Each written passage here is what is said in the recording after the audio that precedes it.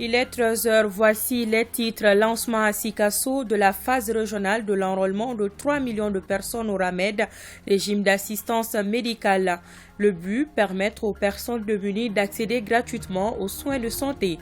Les détails de Moustapha Doulia dès l'entame de cette édition. Demain 8 mars, le monde entier célébrera les femmes. Pour glorifier la femme et saluer sa résilience, la rédaction de ORTM1 est allée en immersion totale dans un camp de déplacés, histoire de voir le quotidien de ces braves dames qui sont victimes des affrontements intercommunautaires. Merci de votre constante fidélité. Bonjour et bienvenue à tous. La ministre de la Santé et du Développement social a lancé à Sikasso la phase régionale de l'enrôlement des 3 millions de personnes au RAMED, le régime d'assistance médicale, une activité de l'Agence nationale d'assistance médicale pour permettre aux personnes démunies d'accéder gratuitement aux soins de santé. Moustapha Doumbia et Amadou Dolo pour le compte-rendu. La remise des cartes à certains nouveaux bénéficiaires du régime d'assistance médicale est l'un des actes forts qui ont marqué le lancement de la phase régionale des opérations d'enrôlement de 3 millions de personnes au RAMED. Un objectif national pour 2022 que se fixe l'ANAM, Agence nationale d'assistance médicale. Les bénéficiaires du RAMED ont un accès gratuit aux soins de santé. Je suis chauffeur. Mais j'ai eu un accident il y a 4 ans. Depuis, la société qui m'employait m'a laissé tomber. Je remercie donc les autorités pour avoir pensé à nous qui n'avons aucun moyen. Le fonctionnement du RAMED repose sur une conjugaison d'efforts entre l'État et les collectivités qui prennent en charge respectivement 85% et 15%. Le cadre est donc indiqué pour remettre des attestations aux communes rurales de Missirikoro, Natien et Kignan, ainsi qu'au Conseil régional de Sikasso qui se sont acquittés de leurs contributions ces dernières années. Les porte-parole des collectivités territoriales invitent à plus d'actions.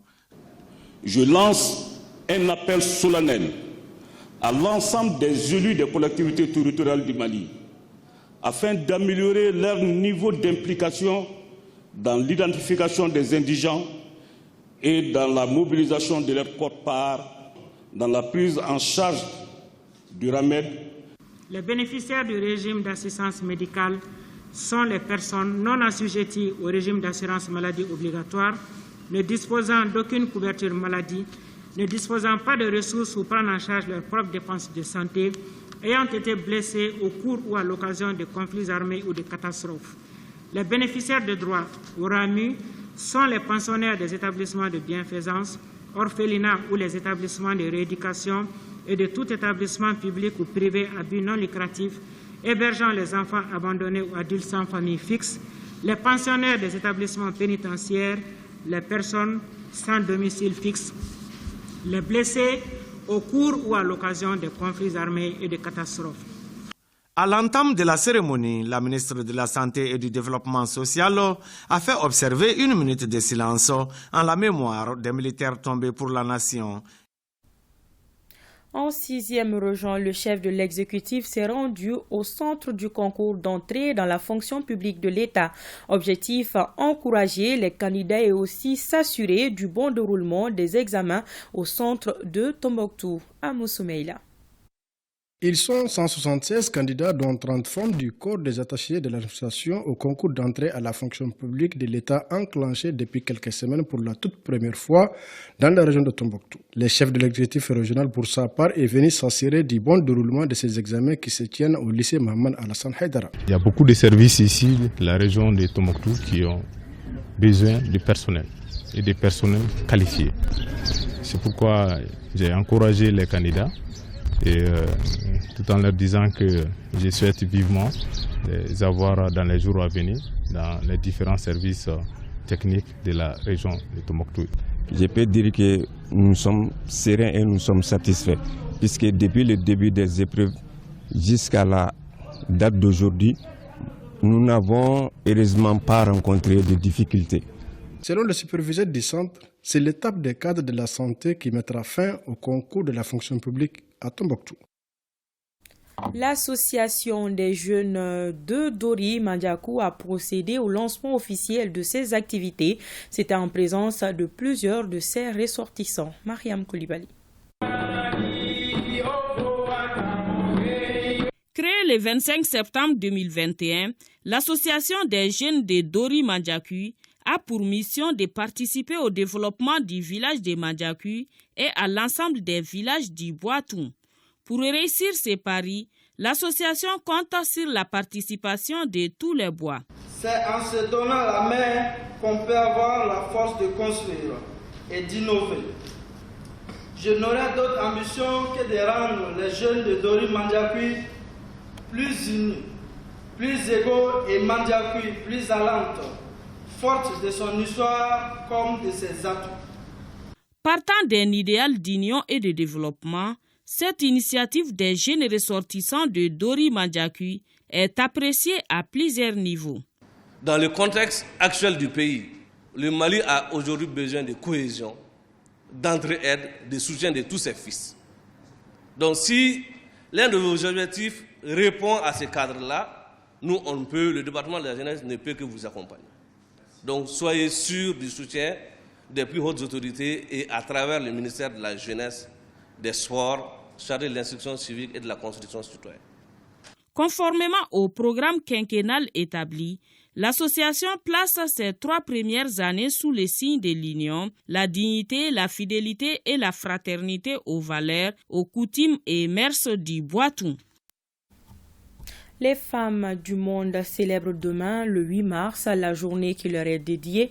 Cette journée est une opportunité de faire un plaidoyer sur la condition de vie de la femme.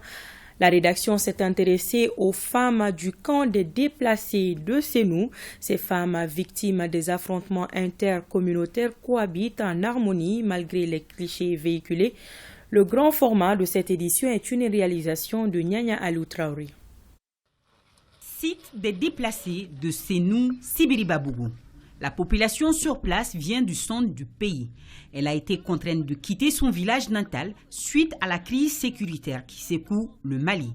Seourou Bari, Wadja Koulibaly, Mariam Sissé, Teddy Fongoro et bien d'autres, toutes vivent sur le site, chacune avec son histoire.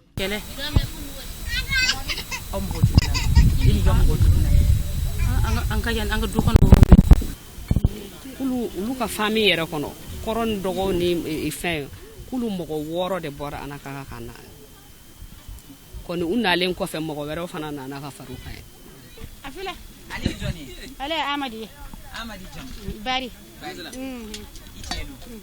amadi aseli Seourou Bari, c'est elle, 47 ans. Elle est originaire de Anakaga, dans la zone de Koro, région de Badjangara. Qu'est-ce qui est votre chaise automatique?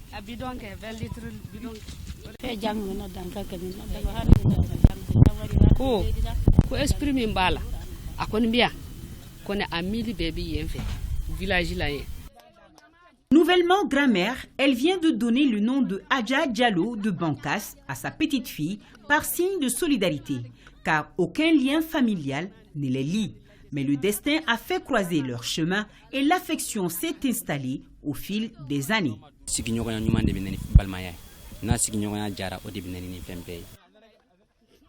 Quittons Seourou Bari, suivons nos guides du jour, car le site est immense.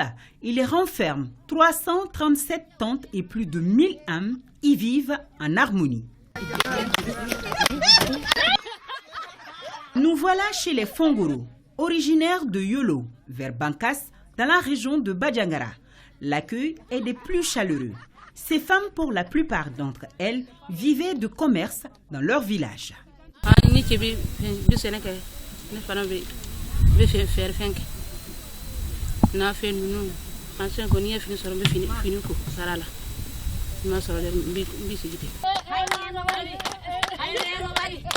Place à la causerie. Nos hôtes tenaient à imiter notre Gimba national en ma présence. Le ton est donné, le scénario est en marche et c'est parti.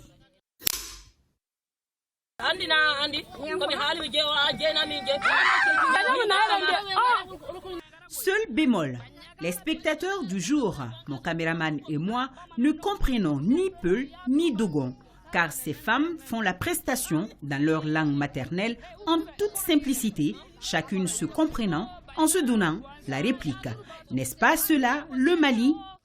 Il dit que les Bayangara, Bankas, Ségué, le même père, même mère. Il y a tout le Dogonon, Poulanon, Bamananon, Chedbenon, il y a tout le Batou. Ça, c'est les mêmes père, même mère. Suite de notre visite.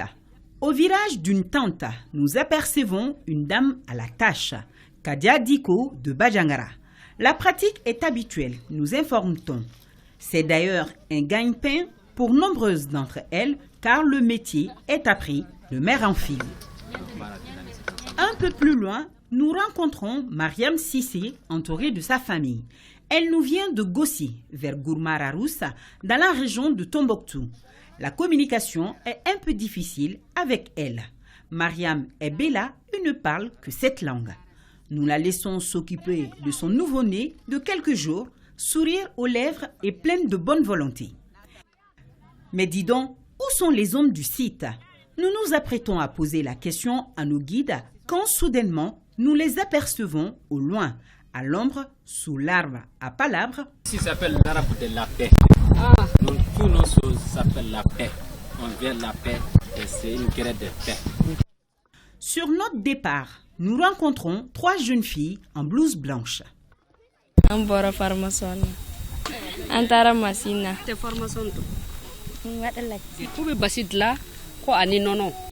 La réussite de ces formations trouve sa concrétisation dans ce magasin pris en charge par une philanthrope malienne, Maître Djara Fatoumata Sidibé.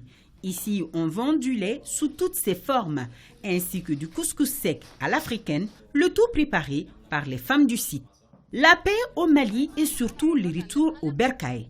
Ce sont les vœux souhaités par nos dames au cours de nos échanges. Ça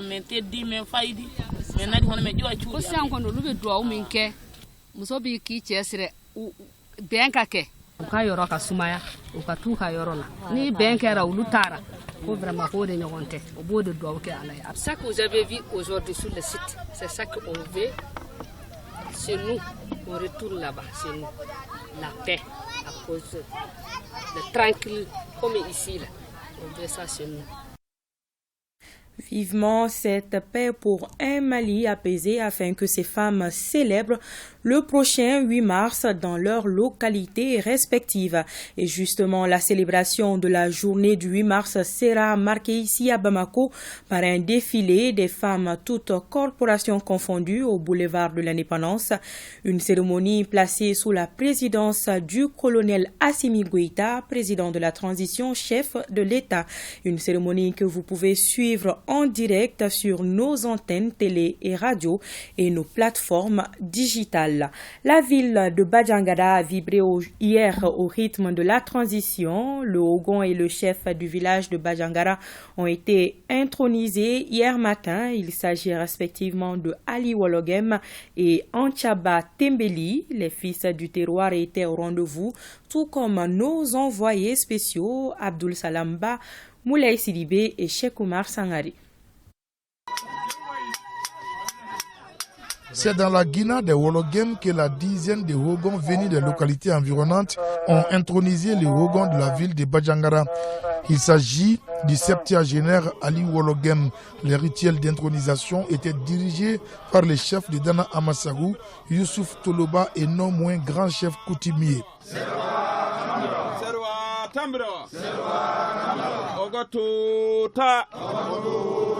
Cérémonial complexe et purement païen devant un public attaché à nos valeurs.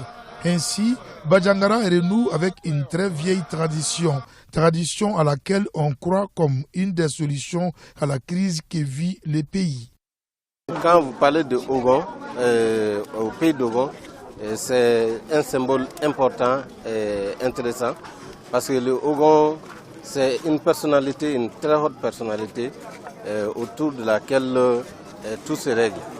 Donc, vu même cette situation de conflit et autres, nous pensons que vraiment c'est autour d'une personnalité avec lesquels on peut compter. On peut régler beaucoup de choses, beaucoup de différents. Donc ça amène la cohésion sociale et le vivre ensemble dans Banyangara. En tout cas, c'est ce que nous souhaitons à travers cette cérémonie. Vous avez remarqué, Tembeli, Wologem, Djigiba, Poudougou, Kelepili, tout le monde, tous les pays dogon étaient sur le plateau aujourd'hui pour animer leur joie. Parce que ça faisait beaucoup longtemps qu'on attendait ce jour. Ça faisait beaucoup d'années que Banyangara attendait ce jour. Après la guinade des Wologem au 7e quartier, le collège des gardiens de la tradition prend la direction de Bajangara Joyi, le 6e quartier qui abrite les Toguna du fondateur de la ville, Nangabanu Yorubugudje Tembeli. Et c'est justement un de ses descendants, l'octogénaire Anchamba Tembeli, qui vient d'être intronisé chef de village de Bajangara.